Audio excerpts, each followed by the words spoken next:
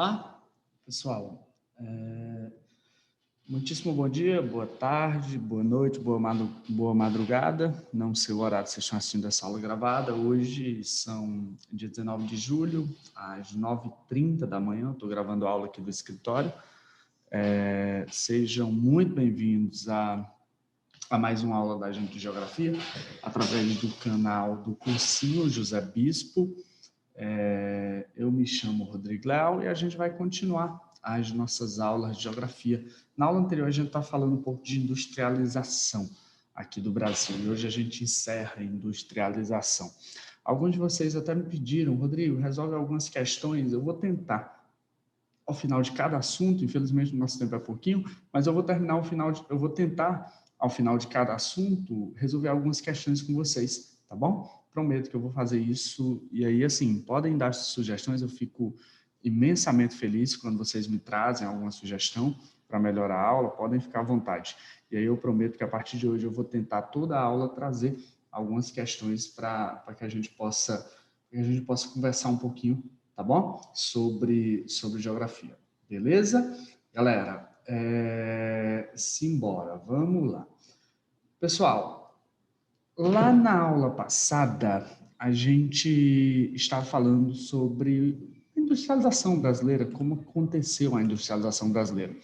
Para a gente não ficar perdido, deixa eu voltar, deixa eu revisar rapidinho, 2 minutinhos do que a gente falou na aula passada, e aí a gente dá continuidade. Tranquilo? Seguinte, ó, eu disse a vocês que a gente tem que entender que a primeira revolução industrial ela ocorreu por volta de 1750 e a Inglaterra ela detinha o monopólio fabril, o monopólio industrial. Acontece que esse monopólio fabril ele foi mantido até mais ou menos 1850, 1860, até a segunda revolução industrial. O mundo inteiro, durante esse período, não se industrializou, com exceção da Inglaterra. E não foi diferente aqui no Brasil. Só que o Brasil, além de não ter a tecnologia industrial, que o resto do mundo também não tinha, quem detinha esse monopólio fabril era a Inglaterra e ponto, o Brasil tinha uma cláusula no Pacto Colonial que proibia o Brasil de instalar indústrias no seu território. Então, até 1808, por conta do Pacto Colonial, era proibido a instalação de indústrias aqui no Brasil. O que acontece? Em 1808, a família real foge para o Brasil, vem embora de Portugal, correndo das tropas napoleônicas, e quando a família real chega aqui no Brasil, o Pacto Colonial é quebrado. Quando o Pacto Colonial é quebrado, permite a instalação de indústrias aqui no Brasil, só que tem que ter um problema. Rodrigo, qual? A gente tinha concorrência com os produtos ingleses e não tinha capital para a instalação de indústrias no Brasil, nem tecnologia. Por conta disso, foi inviável a instalação de indústria nos primeiros anos do século XIX. Para falar a verdade, as primeiras indústrias só foram instaladas no Brasil ali por volta de 1850, ainda com uma grande concorrência com os produtos ingleses, e agora pior, porque o restante do mundo começou a se industrializar, então havia concorrência com os produtos de outros países além da Inglaterra, e o capital era o capital proveniente do café e do tráfico negreiro, tá bom? O que acontece? Foram poucas as indústrias instaladas ali por volta de 1850, 2, 3 indústrias. Na verdade, a gente só começa a falar em um desenvolvimento industrial intenso aqui no Brasil no início do século XX, pessoal, quando a industrialização no Brasil teve um maior dinamismo em virtude da política de substituição das importações que foi promovida pelo governo federal na época. Como é que se dava essa política? O governo federal ele aumentou os impostos dos produtos importados, fomentando assim que nós comprássemos produtos que fossem fabricados aqui no Brasil. E isso fazia com que a indústria nacional ela crescesse, ela se desenvolvesse. Isso a gente chama de política de substituição das importações. E aí várias indústrias foram instaladas por conta dessa política de substituição das importações. Nesse mesmo contexto, ali por volta de 1917, os trabalhadores começam a se organizar em movimentos grevistas, vão às ruas cobrar melhores condições de emprego. Os trabalhadores vão às ruas cobrar melhor salário, vão às ruas cobrar férias, limite na jornada de trabalho, entre outros direitos. Galera, só que um dos caras mais importantes para o desenvolvimento industrial nacional foi esse rapaz. Não foi eu, foi o Getúlio Vargas, tá bom? Vou colocar a foto dele aí, ó, o Getúlio Vargas. Ele, durante a primeira era Vargas, que foi entre 1930 e 1945, ele promoveu o desenvolvimento nacional, ele tinha uma política nacionalista, ele continuou com a política de substituição das importações e ele criou indústrias de base que serviriam para fomentar, que serviriam para fornecer matéria-prima para outras indústrias tecnológicas que se instalariam no Brasil no futuro. E aí o Getúlio Vargas ele cria a CSN, a Companhia Siderúrgica Nacional, que produz principalmente aço, existe até hoje, e a Companhia Vale do Rio Doce, que é uma mineradora, que também existe até hoje, só que ela foi privatizada pelo governo Fernando Henrique Cardoso na década de 90, e hoje ela se chama só Vale, é uma das maiores mineradoras do mundo. E aí o Getúlio Vargas ele cria também a CLT. Lembra dos movimentos gravistas? O Vargas chama os trabalhadores e diz assim, ó, eu vou juntar todas as leis de vocês em um código só, que a gente vai chamar de CLT em 1943. Tranquilo? Vargas volta ao poder em 1953 e cria outra estatal, a Petrobras. Galera, importante, assim como Vargas, foi um rapaz que veio logo depois dele, um rapaz chamado Juscelino Kubitschek. Por que é que o Juscelino Kubitschek foi importante para a industrialização, Rodrigo? O Juscelino Kubitschek, cara, ele teve uma ideia genial. Quando o Juscelino Kubitschek assume o poder, o Juscelino Kubitschek propõe o que a gente chamou de plano de metas. O Juscelino Kubitschek dizia que ia desenvolver o Brasil 50 anos em apenas 5 anos de governo. Era muito audacioso, né? Mas como é que eu vou desenvolver o país 50 anos em apenas 5 de governo se a gente não tem condição econômica para isso? E agora, o que a gente vai fazer? O Juscelino Kubitschek ele convida várias multinacionais para se instalarem no Brasil, principalmente multinacionais do setor automobilístico. E aí várias vêm para o Brasil, Ford, Fiat, GM, chegam ao Brasil e se instalam principalmente no eixo Rio-São Paulo, havendo uma política de concentração industrial, havendo uma concentração industrial lá na região sudeste aqui no Brasil. Isso explica porque a região sudeste é a região mais industrializada do Brasil até hoje, porque foi ela que recebeu as primeiras indústrias. Rodrigo, por qual motivo as indústrias foram para a região sudeste? Por qual motivo houve essa concentração industrial? Principalmente devido a 4 motivos. A mão de obra, que era abundante e barata, tinha muita gente na região sudeste, pessoal que trabalhava já com café, pessoal, a galera que trabalhava nas fazendas lá da região sudeste. 2, era a região que era próxima aos centros fornecedores de matéria-prima, lembra da siderúrgica, da CSN e da fonte de energia. Pessoal, lembra da Petrobras? As fontes de energia estavam principalmente lá na região sudeste. 3, essa região ela sempre teve uma importante infraestrutura e rede de serviços. Ela tinha rodovias, essa região tinha ferrovias, e principalmente por ter a maior população, essa região tinha um maior mercado consumidor. Foi isso que a gente viu na aula passada, e aí vamos concluir industrialização na aula de hoje. Galera, o que acontece? O Brasil ia de vento em popa com essa ideia do JK de convidar multinacionais para o Brasil. A região sudeste se industrializou muito rápido. Só que logo em seguida, nos primeiros anos da década de 1960, acontece o golpe militar e aí é iniciada a ditadura militar aqui no Brasil. E aí é interessante que entre as décadas de 1960 e 1970, houve um crescimento do PIB brasileiro muito alto, pessoal. Para vocês terem uma ideia, entre 1968 e 1973, o Brasil era o país que mais crescia no mundo. Durante o governo do general Médici, que é esse rapaz que está aí na tela, essa foto aí desse senhor na tela, o Brasil chegou a crescer 11,2% ao ano, pessoal. É um crescimento muito alto, ninguém cresce desse tanto, pelo menos não hoje, na atualidade. Vocês terem uma ideia, quem mais cresce no mundo, a China está crescendo 5%, 6% ao ano, o Brasil estava crescendo 11,2% ao ano durante esse período de 1968 e 1973. Era um crescimento muito acelerado.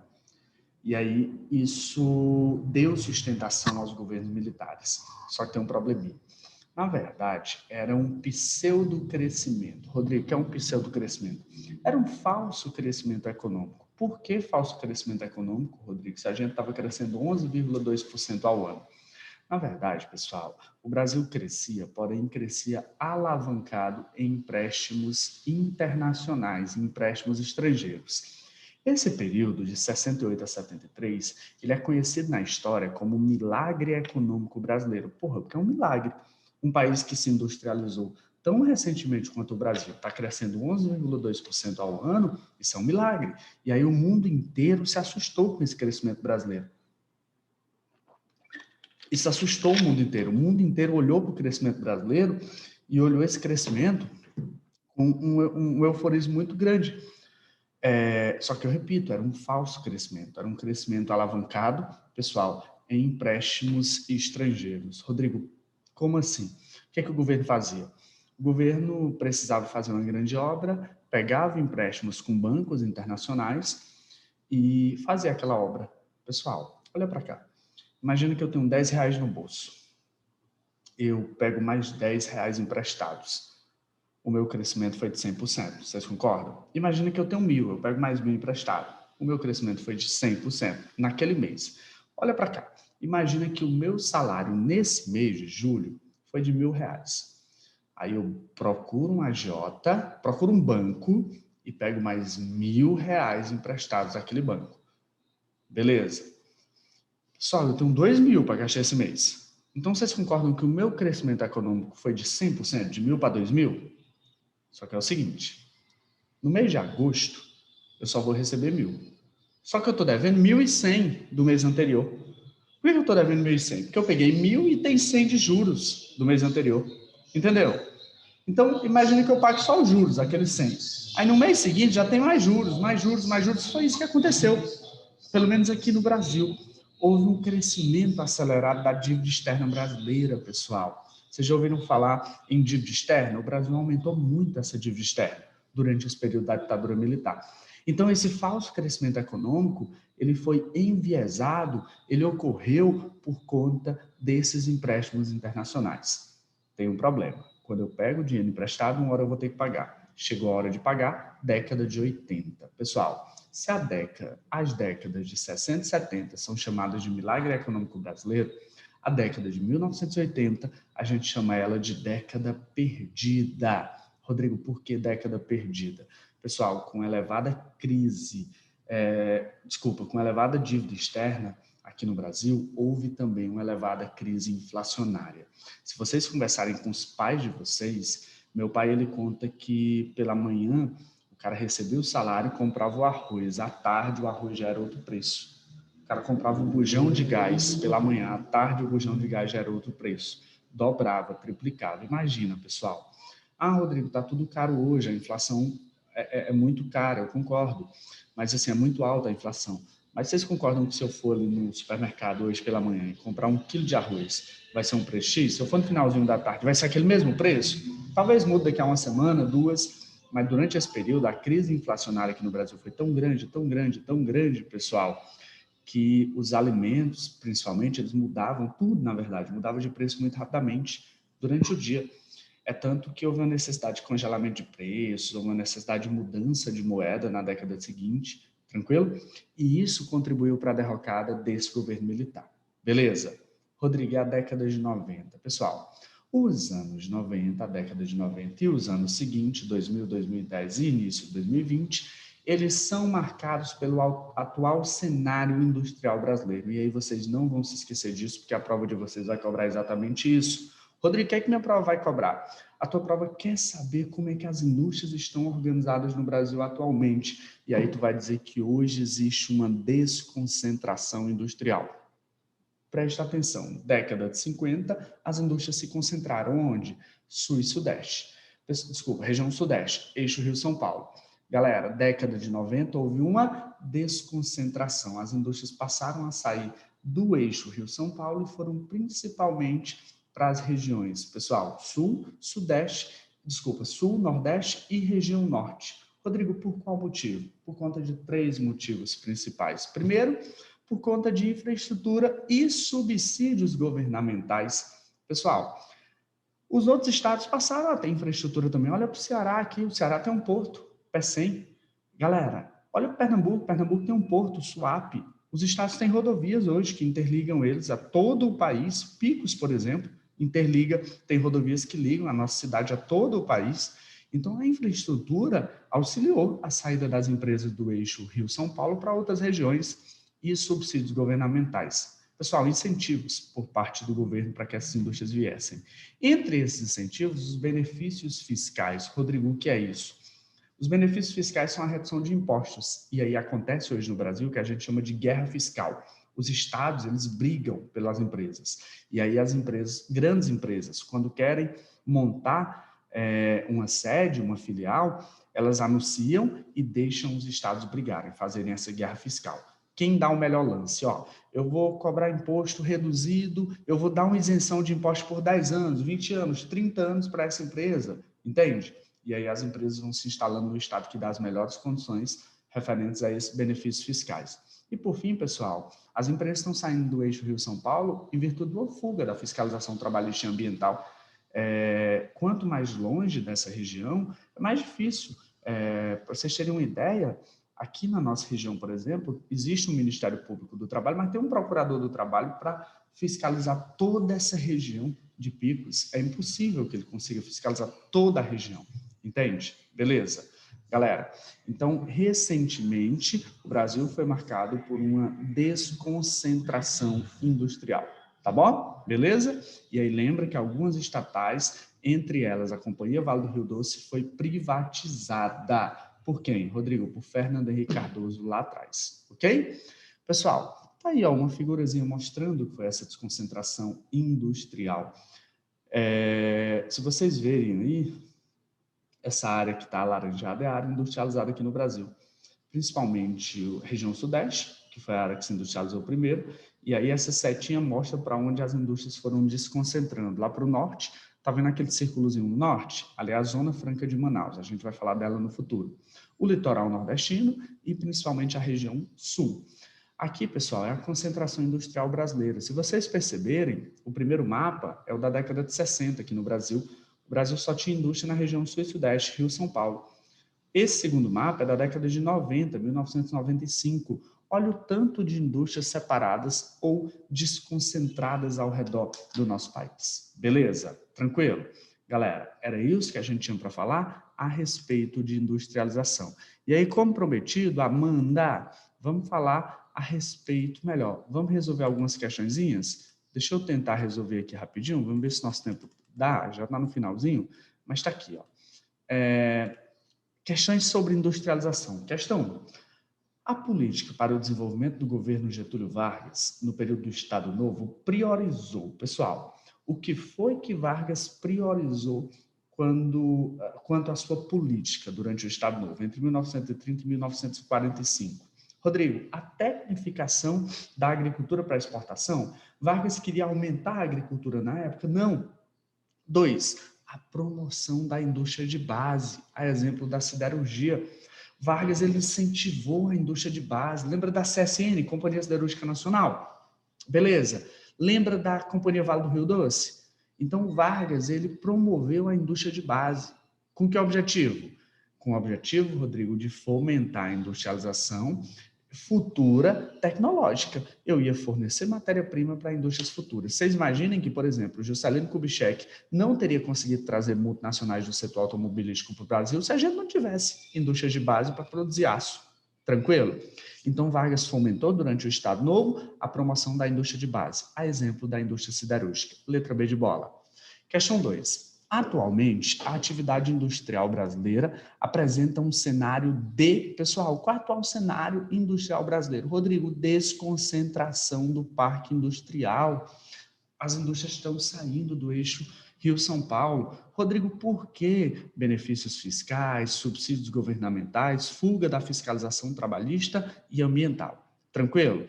Questão 3. Ao deflagrar a crise mundial de 1929, a situação da economia cafeeira se apresentava como se segue. A produção, que se encontrava em altos níveis, teria que seguir crescendo, pois os produtores haviam continuado a expandir as plantações até aquele momento. Com efeito, a produção máxima seria alcançada em 1936, ou seja, 1933, ou seja, no ponto mais baixo da depressão, como reflexo das grandes plantações de 27 e 28. Entretanto, era totalmente impossível obter crédito no exterior para financiar a retenção de novos estoques, pois o mercado internacional de capitais se encontrava em profunda depressão e o crédito do governo desaparecera com a evaporação das reservas. Uma resposta do Estado brasileiro à conjuntura econômica mencionada foi, pessoal, o Brasil era um país eminentemente agrícola, era só agricultura, o Brasil produzia muito café. Vem a crise de 29, o Brasil dependia da exportação do café. Eu vi até um meme hoje pela manhã, eu até ri um pouco, o meme dizia assim, eu estou mais dependente do café do que o Brasil entre 1850 e 1930, porque durante esse período, o principal produto exportador brasileiro era o café. Só que com a crise de 1929, o mundo para de comprar o café brasileiro. Qual foi a solução econômica que o governo encontrou? Pessoal, desenvolver uma política industrial. O Brasil passou a investir em indústrias. Lembra de Vargas? Lembra de JK?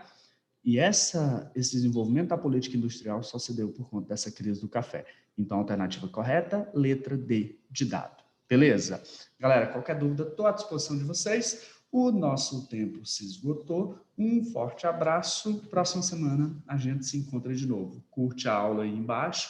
Me diz se a aula foi legal nos comentários. Qualquer dúvida que tiver, me chama nas redes sociais ou deixa um comentário. Eu prometo que eu leio tudo.